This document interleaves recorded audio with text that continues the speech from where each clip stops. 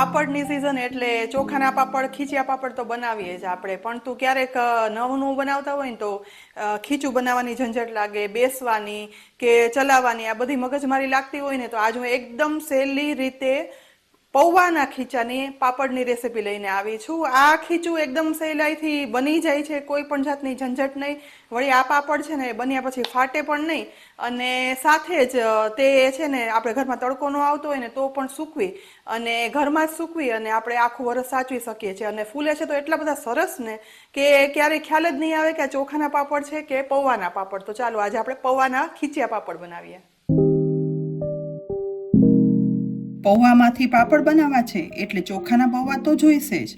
પાપડ બનાવવા માટે અહીં પૌવા બટેટા માટે જે આપણે જાડા ચોખાના પૌવા વાપરીએ ને, બસ એ જ પૌવા લઈ મિક્સરના જારમાં ઉમેરવાના છે. અહીં બીજો કપ પૌવા પણ જારમાં ઉમેરી દીધા. ટોટલ 2 કપ ચોખાના પૌવા લેવાના. હવે જારનું ઢાંકણ ઢાંકી પૌવાને મિક્સરમાં પીસી સાવ ભૂકો કરવાનો. એટલે 1-2 વાર મિક્સર બંધ કરી ચેક પણ કરી લેવાનું, જેથી સાવ ભૂકો થઈ ગયો છે કે નહીં તે ખ્યાલ આવે. અહીં બધું પીસી એકદમ સરસ ઝીણો ભૂકો થઈ જાય ને એટલે કથરોટમાં લોટ ચાળવાની ચાળણીમાં આ બનાવેલો પૌવાનો ભૂકો છે ને તે તેમાં ઉમેરી દઈશું અને ચાળી લેવાનો.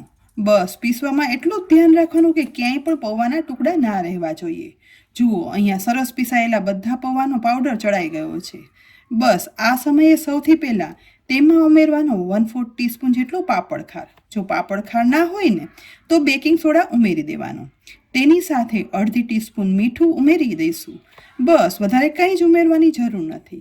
આ બધું એકદમ સરસ લોટની અંદર મિક્સ કરી દેવાનું છે, જેથી પાપડ ખાર અને મીઠું છે ને તે એક સરખું આ ચોખાના પૌવાના લોટમાં મિક્સ થઈ જાય.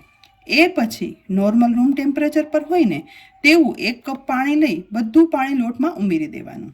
હજી વધારે પાણી જોશે, પણ પહેલાં આપણે ચમચા વડે આ બધું મિક્સ કરી લેવાનું છે.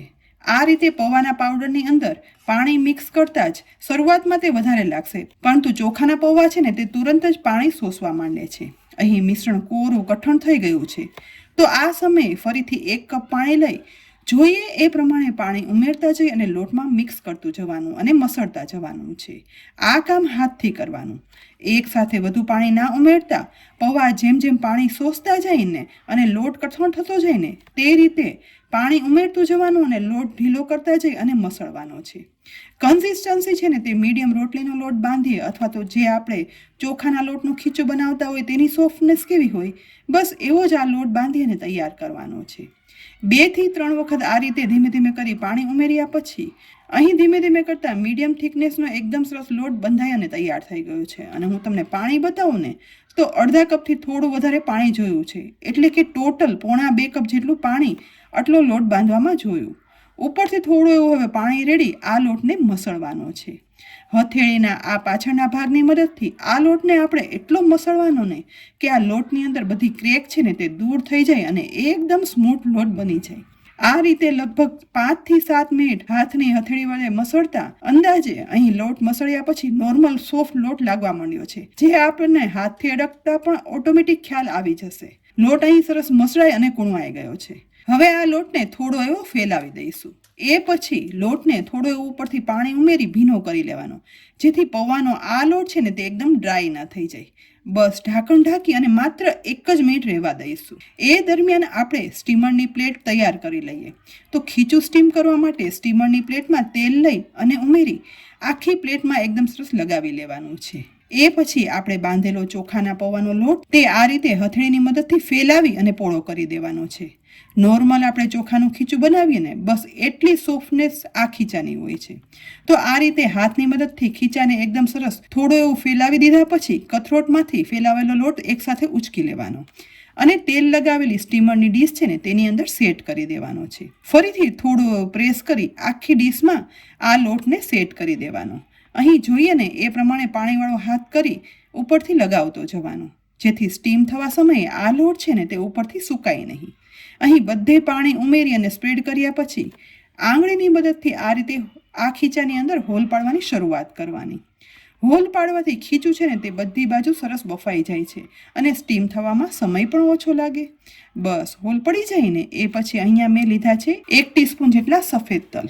સફેદ તેલને આ રીતે વચ્ચે ઉમેરી દેવાના, સ્પ્રેડ નથી કરવાના. તેનું કારણ પણ હું તમને આગળ કહું. એ જ રીતે અડધી ટીસ્પૂન જીરું લઈ તેને પણ તલની ઉપર આ રીતે ફેલાવી દેવાના છે. આ રીતે કરવાથી ખીચાની અંદર સ્ટીમ થશે ને ત્યારે જીરાનો કલર છે ને તે ખીચામાં બેસશે નહીં અને પાપડ છે ને તે કલરમાં ઉજળા બનશે. હવે અહીં સ્ટીમર ગરમ થઈ ગયું છે, નીચે પાણી ઉકળી ગયું છે, તો આ ડીશને લઈ સ્ટીમરમાં સેટ કરી દેવાની. હવે ઉપરથી સ્ટીમરનું ઢાંકણ પણ ઢાંકી દેવાનું અને 10 મિનિટ માટે ખીચાને સ્ટીમ થવા દઈશું. અંદાજે 10 થી 12 મિનિટ પછી હવે સ્ટીમરનું ઢાંકણ ખોલતા અહીં હાથ વડે ટચ કરતા જોઈ શકાય છે કે ખીચું છે ને તે એકદમ સરસ સ્ટીમ થઈ ગયું છે. જીરાનો કલર ક્યાંય પણ ખીચામાં નથી લાગ્યો. હવે આ ડીશને સ્ટીમરમાંથી બહાર કાઢી નીચે સ્ટેન્ડ પર રાખી દેવાની અને સહેજ એવી ઠંડી થવા દઈશું. જુઓ, જીરું અલગથી ઉમેરેલું હતું ને તેથી તેનો કલર ખીચામાં ક્યાંય પણ સ્પ્રેડ નથી થયો. આ રીતે હવે જીરા તલ સહિત આ મિશ્રણને એકદમ સરસ મિક્સ કરતું જવાનું છે, જેથી તલ અને જીરું છે ને તે ખીચામાં મિક્સ થઈ જશે. મિશ્રણ છે ને તે ખૂબ જ ગરમ છે. બધું જીરું અને તલ છે ને તે લોટમાં સરસ મિક્સ થઈ જાય ને એટલે હવે આ ગરમ ખીચાને એકદમ સોફ્ટ કરવા માટે અહીં મેં લીધી છે સિલિકોન શીટ. સિલિકોન શીટ ના હોય ને તો નોર્મલ જાડું સારા મટીરિયલનું પ્લાસ્ટિક હોય ને તે લેવાનું. તેની અંદર આ રીતે બનાવેલું પૌવાનું ખીચું છે ને તે ઉમેરી અને પછી બધી બાજુ શીટ લઈ પ્રેસ કરતા મસળવાનું, જેથી આ ખીચું છે ને તે મસળાય અને એકદમ સ્મૂથ બની જશે અને તેમાંથી બનતા પાપડ છે ને તે ક્રેક વગરના અને સરસ તૈયાર થશે. લગભગ 4 થી 5 મિનિટ આ રીતે મસળતા અહીં જોઈ શકાય છે કે બનેલું એકદમ સોફ્ટ સ્મૂથ ખીચું બની અને તૈયાર થઈ ગયું. દેખાવ પરથી જ તમને તે સ્મૂથ લાગવા માંડશે અને હાથથી ટચ કરો ને તો ક્યાંય પણ ચીપકશે નહીં. અહીં આ રીતે બધું ખીચું ભેગું થઈ અને લોટ બની જાય ને એટલે સહેજ એવું મસળી આ રીતે મોટો લુઓ બનાવી લઈશું. એ પછી ગરમ રહેલા આ લોટમાંથી આપણે જેવડો પાપડ વણવો હોય ને એ પ્રમાણેનો લુઓ લઈ હાથની મદદથી ગોળો બનાવી લેવાનો અને બનાવેલો ગોળો છે ને તે એક ઊંડા વાસણમાં ઉમેરતા જઈશું. પૌવાના આ ખીચાના બનાવેલા લુવા છે ને તે એકબીજા સાથે ચીપકશે નહીં. તેલની પણ અહીં જોઈ લગભગ ક્યાંય જરૂર નથી પડી. ધીમે ધીમે કરી આ રીતે ગોળા વાળતા જવાના અને બાઉલમાં ઉમેરતા જવાના.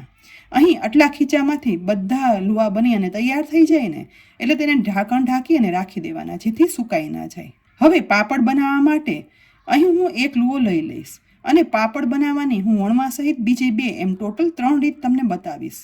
સૌથી પહેલી રીતમાં એક લુઓ લઈ બાકીના લુવા ઢાંકી દેવાના અને ફરીથી આ રીતે ગોળાને ગોળ વાળી જાડા પ્લાસ્ટિક ઉપર રાખવાનું.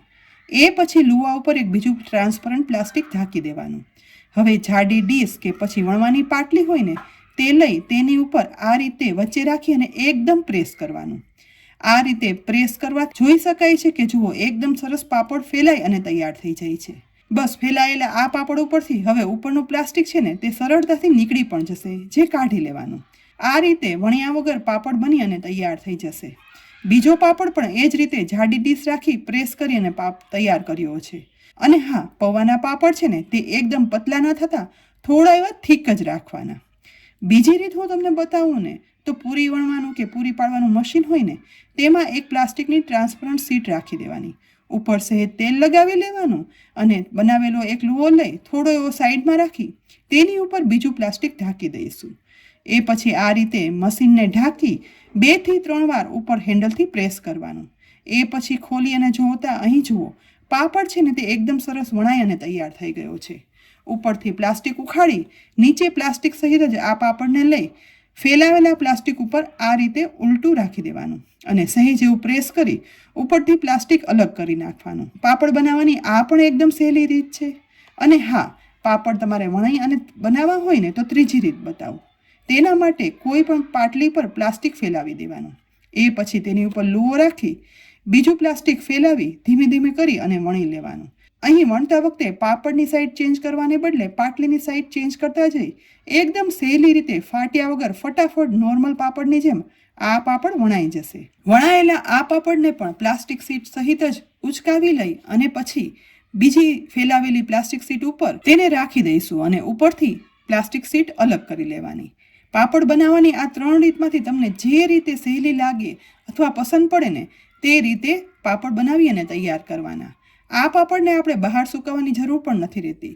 અહીંયા તમે જોઈ શકો છો કે કેટલા સરસ પાપડ ઇઝીલી બની અને તૈયાર થયા. હાર્ડલી આટલા પાપડ બનાવવામાં મને 20 થી 25 મિનિટથી પણ ઓછો સમય જોયો. વળી આ પાપડની ખાસિયત એ છે કે તે તડકે ના સૂકવતા ઘરમાં બને છે.